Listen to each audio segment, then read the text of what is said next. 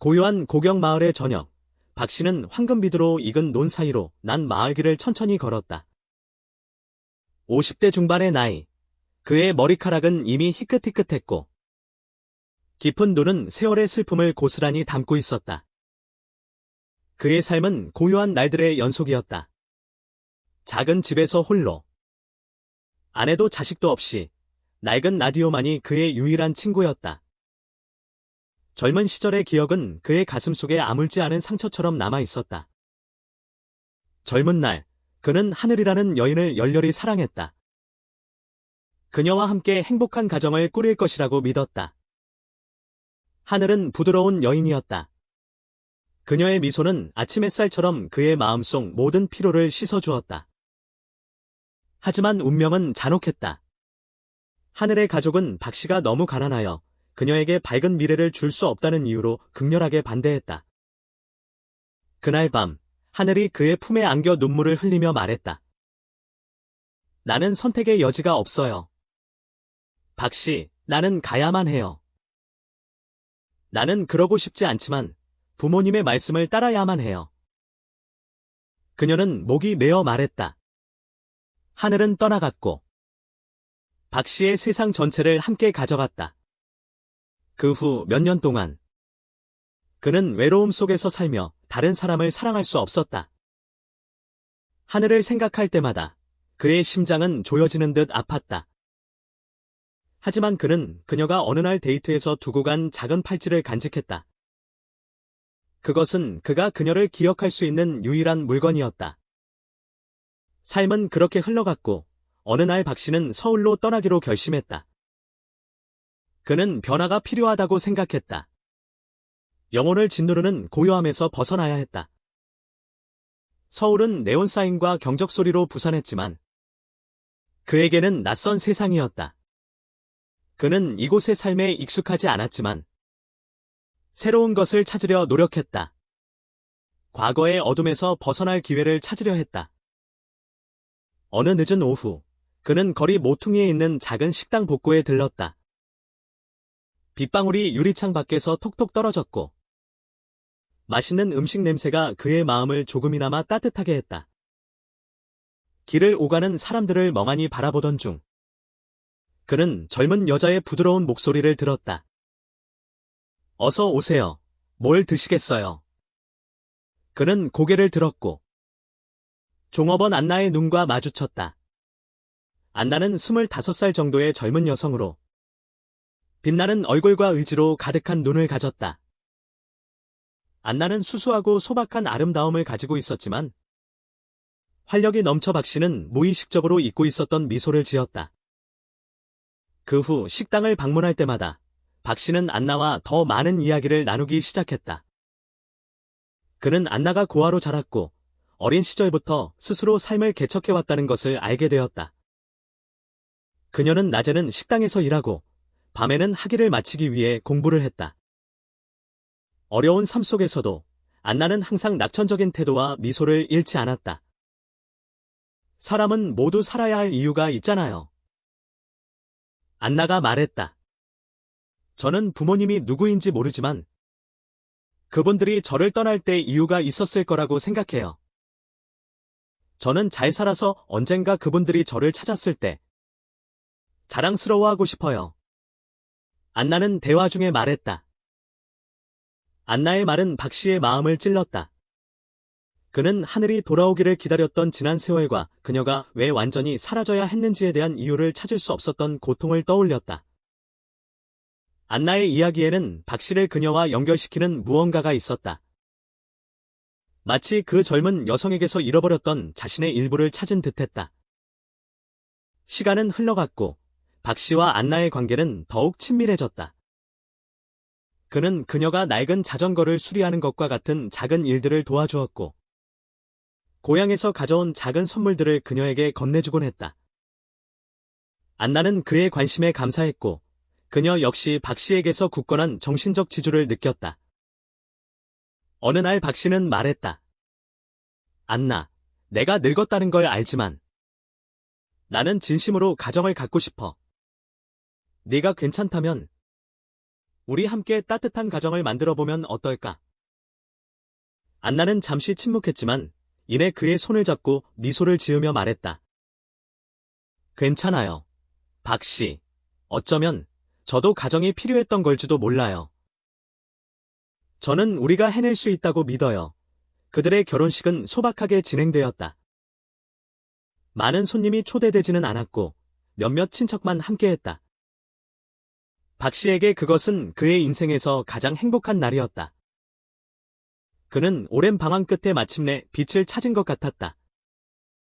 하지만 그는 그 행복이 예상치 못한 비극의 시작일 뿐이라는 것을 알지 못했다. 박 씨와 안나의 소박하지만 따뜻했던 결혼식은 그의 삶에서 외로웠던 날들을 마무리 지었다.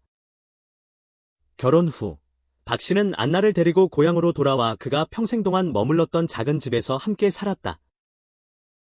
박 씨에게 고향 마을의 평온한 삶은 그가 원했던 전부였으며, 이제는 그 행복과 슬픔을 함께 나눌 동반자가 있었다.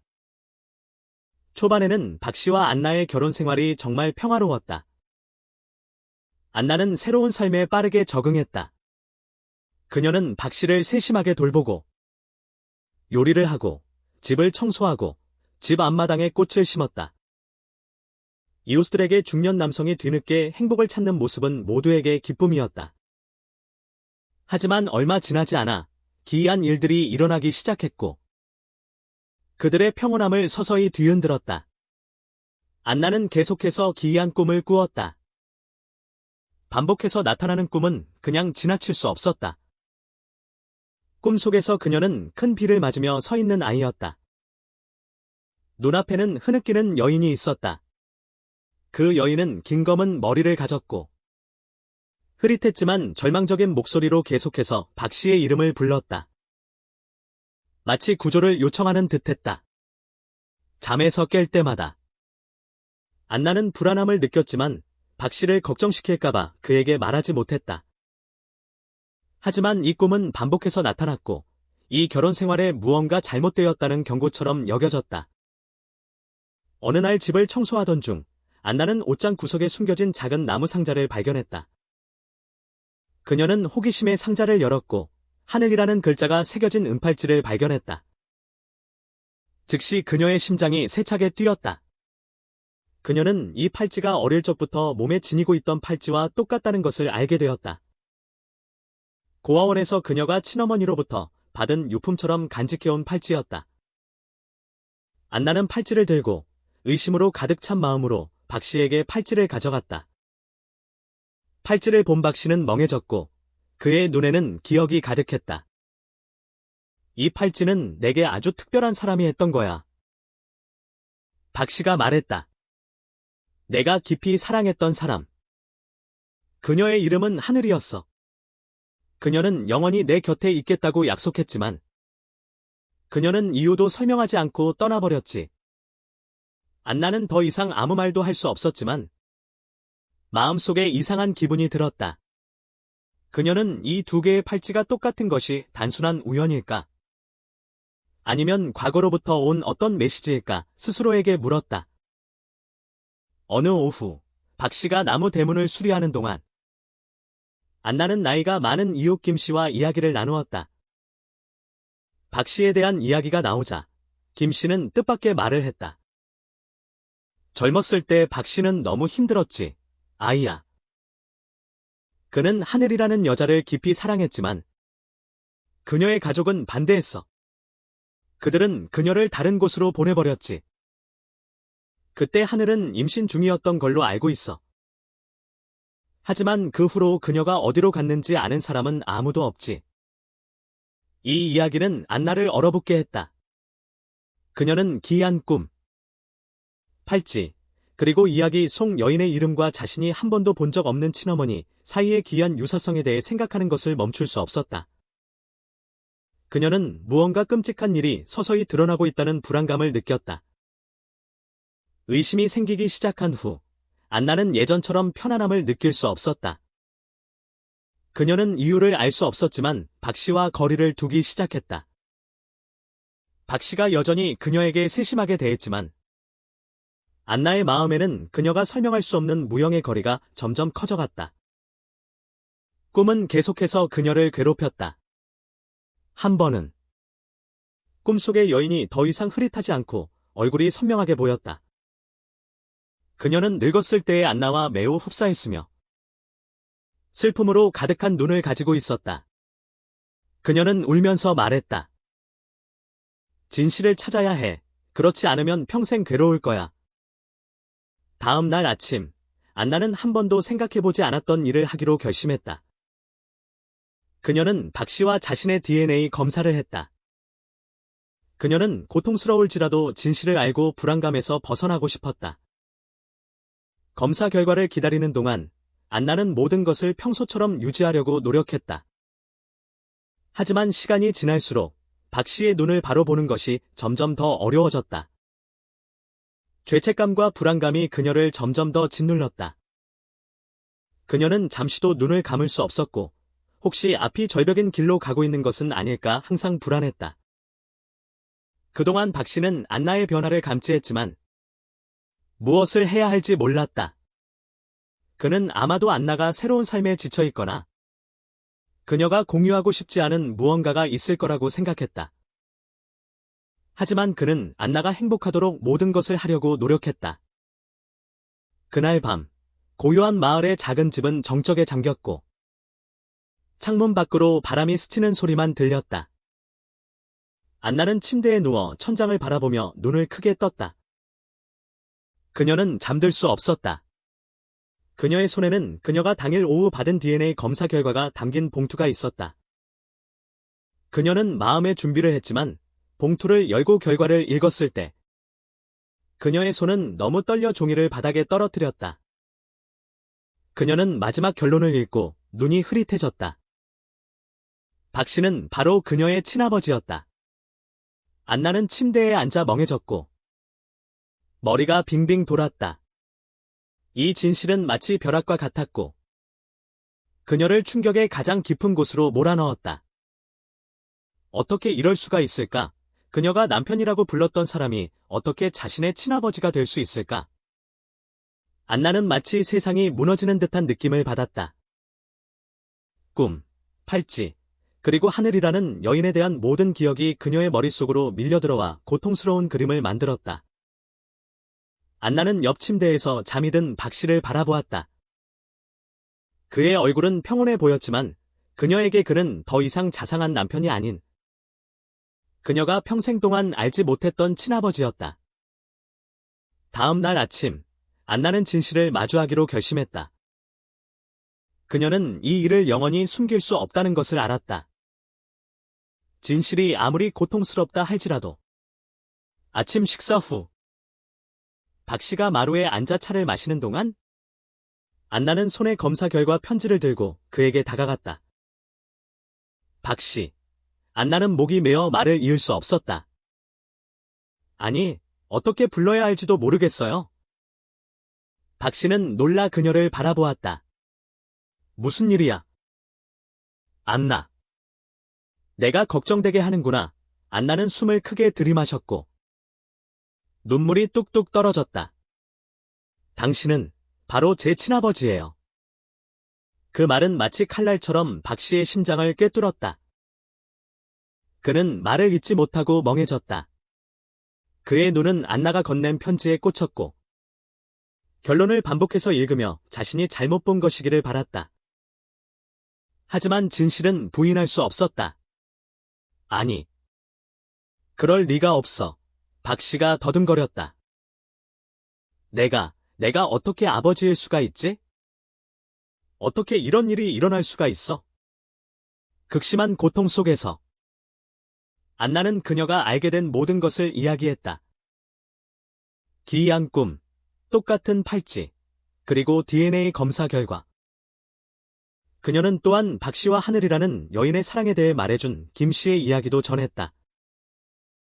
박 씨는 멍해졌고 그가 수년 동안 묻어두려 했던 기억들이 마치 파도처럼 밀려들었다.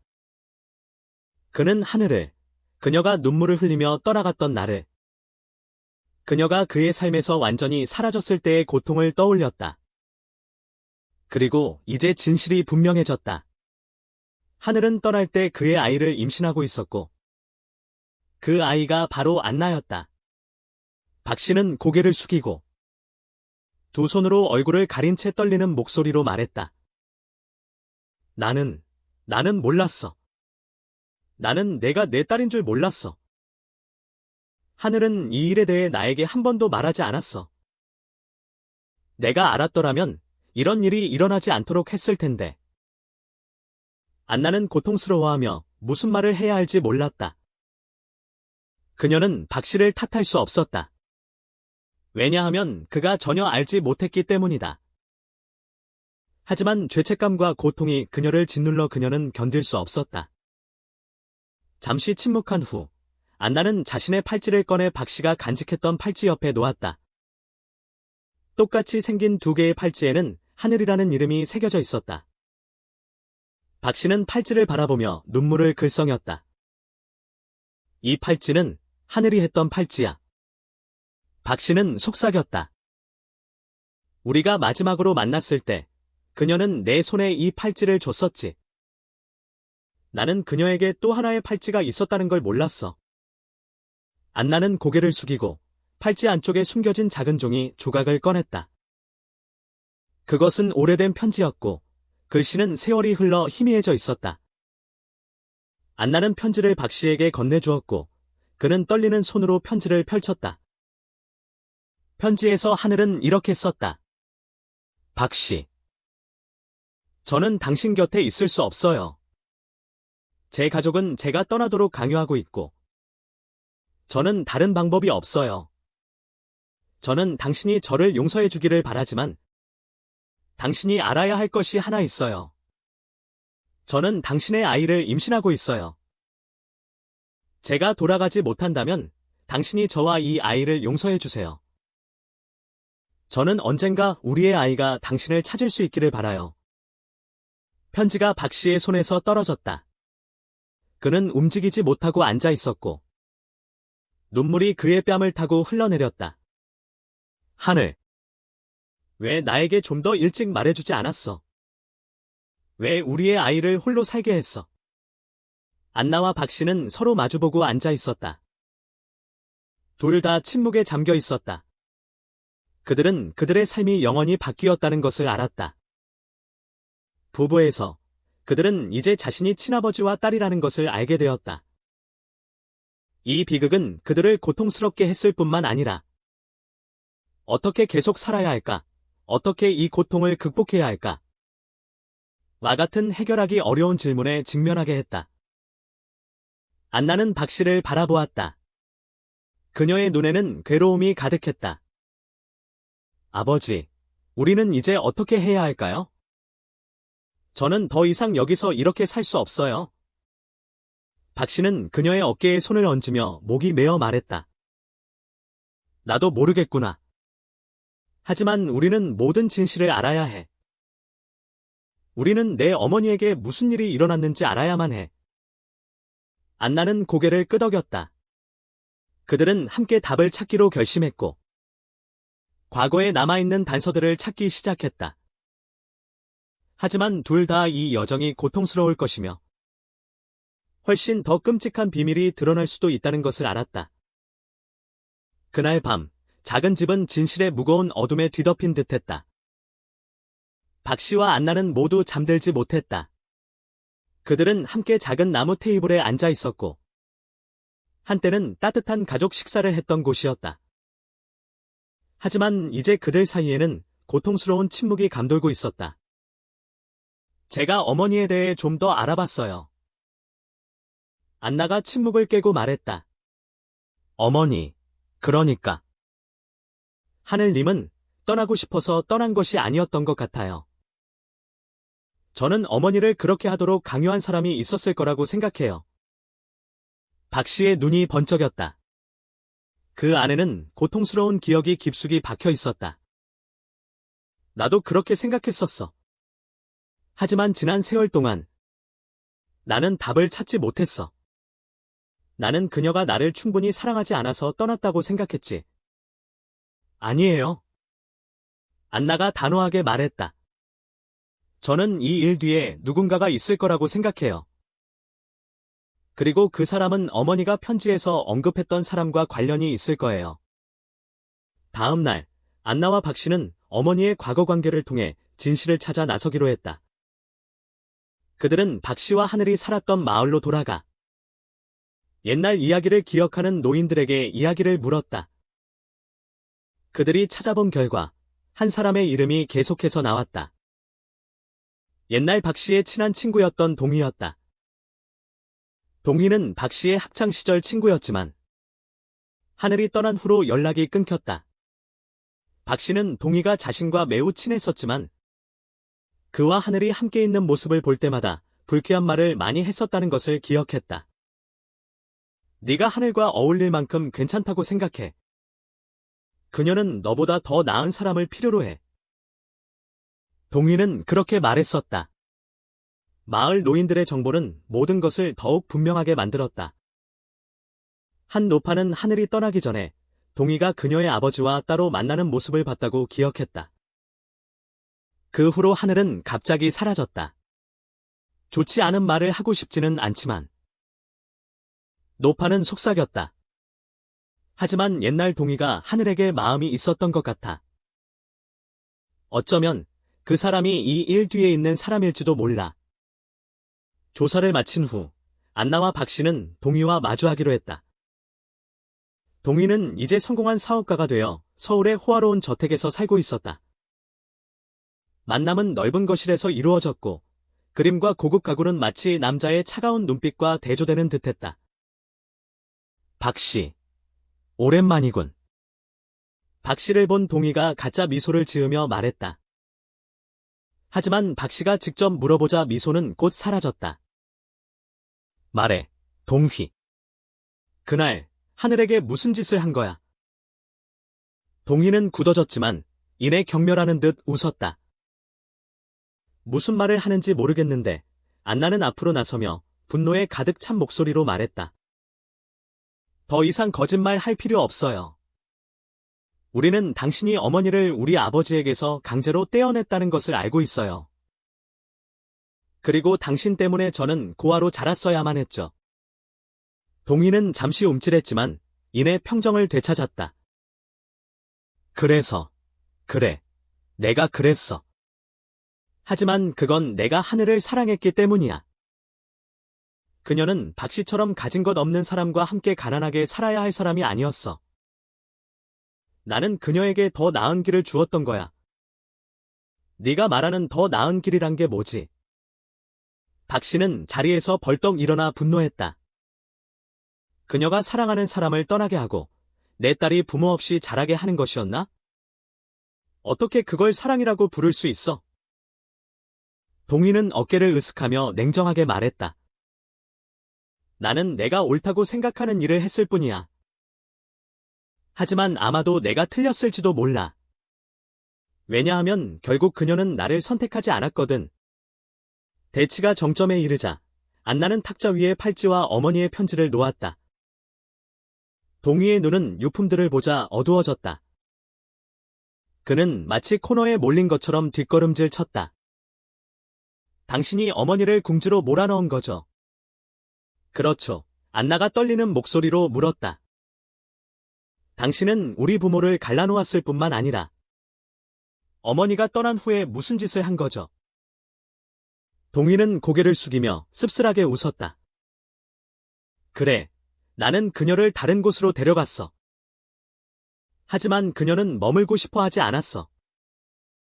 그녀는 내가 그녀에게 내 아버지는 더 이상 그녀를 기다리지 않을 것이라고 말했음에도 내 아버지를 찾으러 돌아가고 싶어 했어.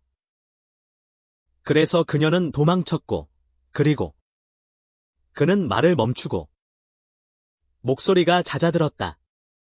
사고가 났어. 나는 고의로 그런 건 아니었지만 예상치 못한 일이 일어난 거야. 안나는 흐느끼며 울기 시작했다. 박 씨는 충격에 휩싸였고 그의 손은 떨릴 정도로 꽉 쥐어져 있었다.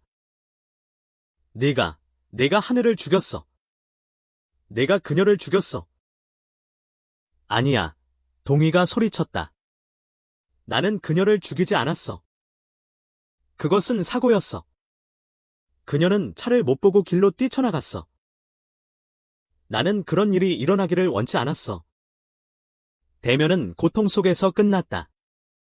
동희는 고개를 숙인 채 모든 잘못을 인정했지만 박 씨와 안나의 고통은 사라지지 않았다. 그들은 그들이 막 발견한 어두운 진실들을 안고 떠났다.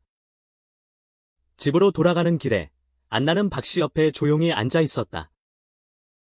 아버지. 그녀가 떨리는 목소리로 말했다. 저는 이 진실을 어떻게 해야 할지 모르겠어요. 저는 더 이상 전처럼 살 수 없어요. 박 씨는 고개를 끄덕였다. 그의 눈은 슬픔으로 가득했다. 나도 마찬가지야. 하지만 적어도 이제 우리는 진실을 알게 되었어. 우리는 하늘이 마지막 순간까지 아버지를 사랑했고, 네가 그녀가 남긴 선물이라는 것을 알아. 그날 밤, 박 씨와 안나는 작은 집에 앉아 있었다. 아무도 아무 말도 하지 않았다. 둘 다 마치 고통스러운 기억과 냉혹한 현실 사이에서 갇혀있는 듯했다. 그들은 진실을 발견했지만 진실은 그들의 마음을 더욱 무겁게 했을 뿐이었다. 아버지, 저는 떠날 거예요. 안나가 조용히 침묵을 깨고 말했다. 박 씨는 그녀를 바라보았다. 그의 눈은 무력감으로 가득했다. 떠나. 어디로 가고 싶니? 저는 더 이상 여기 있을 수 없어요. 안나는 뺨에 눈물이 흘러내리는 채로 말했다. 아버지를 볼 때마다 제 마음이 아파요. 저는 더 이상 이 집에서 살 수 없어요. 한때는 우리가 부부라고 생각했지만 알고 보니 아버지와 딸이었으니까요. 저는 새로운 곳에서 새 출발을 해야 해요. 박 씨는 잠시 말을 잃었지만 안나가 하는 말을 이해했다. 그는 그녀를 붙잡을 수 없었다. 그가 알기로는 여기서 계속 사는 것은 안나를 더욱 고통스럽게 할 뿐이었다. 이해한다. 박 씨가 가라앉은 목소리로 말했다. 하지만 내가 어디를 가든 나는 항상 내 아버지일 것이고 넌 결코 혼자가 아닐 거야. 왜냐하면 넌 내 어머니가 나에게 남겨준 전부니까. 다음 날 아침, 안나는 짐을 정리했다. 그녀는 가져갈 것이 많지 않았고 작은 여행 가방과 몇 벌의 옷이 전부였다. 떠나기 전에 그녀는 어머니와 박 씨의 팔찌 2개를 탁자에 놓았다.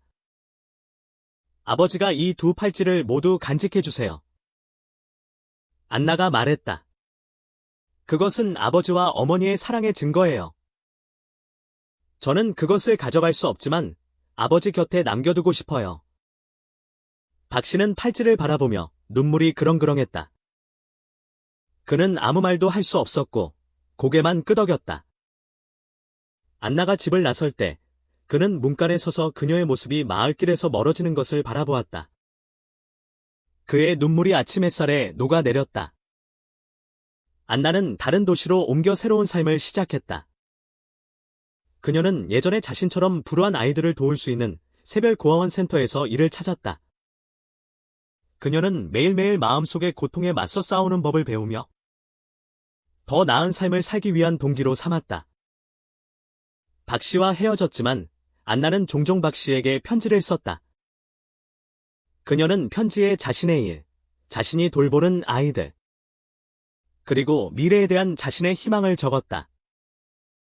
그녀는 항상 편지를 저는 언제나 아버지와 어머니를 사랑해요. 라는 말로 끝맺었다. 고향에서 박 씨는 남은 삶을 운명에 대한 속죄를 하며 살기로 결심했다. 그는 유일한 땅을 팔아 그 돈을 고아원에 기부했다.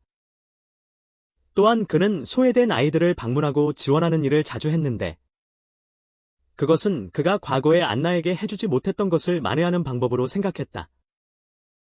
어느 날 그는 안나에게서 편지를 받았다. 그녀는 편지에 고아원에서 아이들과 함께 찍은 사진을 첨부했다. 사진 뒷면에 안나는 이렇게 썼다. 아버지. 저는 제 삶의 의미를 찾았어요. 저는 인생은 고통스럽지만 사랑하고 용서할 줄 안다면 평화를 찾을 수 있다는 것을 깨달았어요. 저는 아버지가 어머니가 항상 바라셨던 것처럼 행복하게 사시길 바라요. 몇 년 후, 어느 오후 박 씨가 마루에 앉아 있을 때, 흰색 자동차 한 대가 집 앞에 멈췄다. 차에서 내린 사람은 수수하지만 아름다운 원피스를 입은 안나였다. 그녀 옆에는 젊은 남성과 두 아이가 함께 있었다. 아버지, 안나가 부르며 박 씨에게 달려가 그를 껴안았다. 박 씨는 자신의 눈을 믿을 수 없었다. 안나, 무슨 일로 아버지를 보러 온 거니? 그냥 보러 온 게 아니에요. 안나가 웃으며 햇빛에 빛나는 눈물을 글썽였다. 저는 아버지를 데리고 가고 싶어요. 이제부터 우리는 한 가족처럼 함께 살 거예요.